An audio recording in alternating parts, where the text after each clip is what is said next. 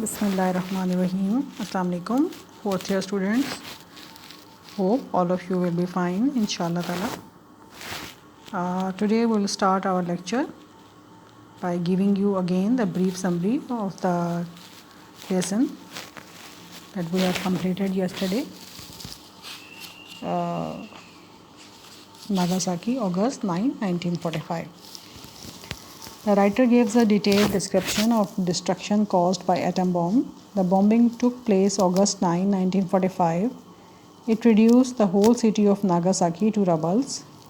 Allied forces dropped the nuclear atom bomb on Nagasaki and Hiroshima. جو مصنف ہے بچوں ایٹم بم سے کی گئی تمام تباہی کی مکمل تفصیل آپ کو دے رہا ہے کہ جو یہ دھماکے 9 اگست 1945 ہوئے تھے اس نے ناگاساکی کے تمام شہر کو ملبے کے ڈھیر میں تبدیل کر دیا تھا. اتحادی فوجوں نے ناگاساکی اور ہیروشیما پر نیوکلیائی ایٹم بم گرائے تھے. The writer was the first year student at Yurakami Medical School. On August 9, 1945, he was sitting in his room with a class fellow. Suddenly he heard the sound of B-29 aircraft overhead.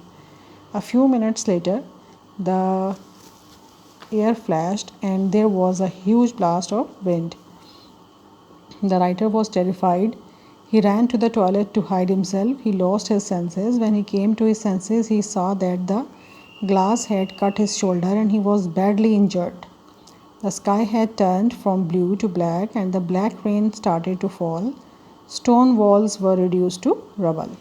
کہ مصنف جو ہے بچوں وہ یوراکامی medical school میں first year کا طالب علم تھا اور 9 اگست 1945 کو اپنے ہم جماعت کے ساتھ اپنے کمرے میں بیٹھا ہوا تھا کہ اچانک اس اپنے سر کے اوپر B-29 ایئرکرافٹ کے اڑنے کی آواز سنی اور کچھ لمحوں بعد ایک زرد رنگ کی چمک نمودار ہوئی اور فضا میں ایک بہت بڑا دھماکہ ہوا. جو منصف تھا وہ خوفزدہ تھا اور اپنے آپ کو چھپانے کے لیے ٹائلٹ کی طرف دوڑا. اس نے اپنے حواس کھو دیے. جب وہ ہوش میں آیا تو اس نے دیکھا کہ شیشے سے اس کا کندھا کٹ گیا تھا اور وہ بری طرح سے زخمی تھا اور آسمان جو کہ نیلے رنگ کا تھا وہ نیلے رنگ سے سیاہ رنگ میں تبدیل ہو گیا تھا اور سیاہ بارش برسنے لگی تھی. پتھر کی دیواریں جو ہیں وہ ملبے کا ڈھیر بن گئی تھیں. After some time he went to his medical school at Yurakami. On the way to school he met many people. They were coming back from Yurakami. Their clothes were in rags. The shreds of skin hung from their bodies. They looked like ghosts with vacant eyes.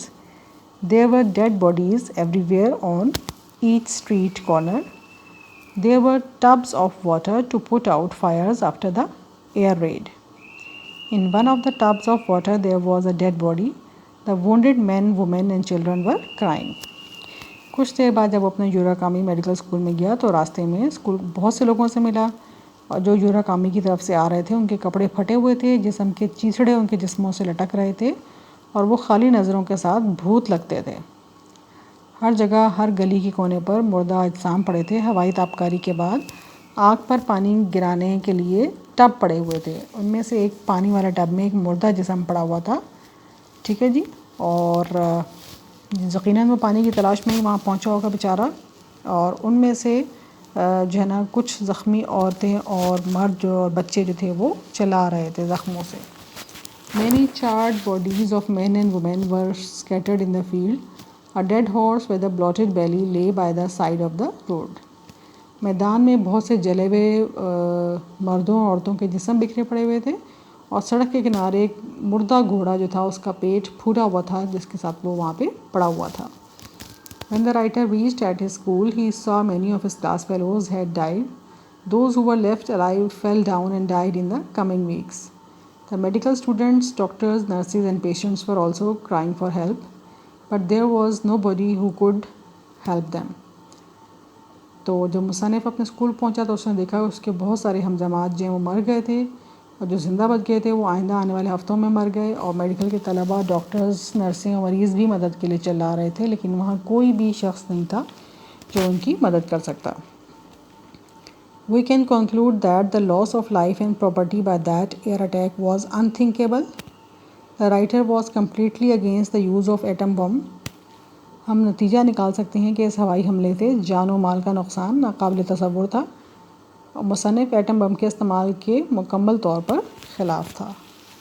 ٹھیک ہے بچوں. تو یہ آپ کا دوبارہ نئے سرے سے میں نے اس کو ایکسپلین کر دیا ہے آپ کے اس چیپٹر کو. امید کرتی ہوں کہ یہ آپ کو ان شاء اللہ تعالیٰ جو ہے وہ سمجھ میں آ جائے گا. اور اس مہینے میں نے آپ کو یہ 5 چیپٹرز ہی پڑھانے تھے, ٹھیک ہے. اب ہم اس کے ساتھ ساتھ جو آپ کے باقی گرامر وغیرہ کا پورشن ہے وہ بھی ساتھ ساتھ کور کریں گے, ٹھیک ہے.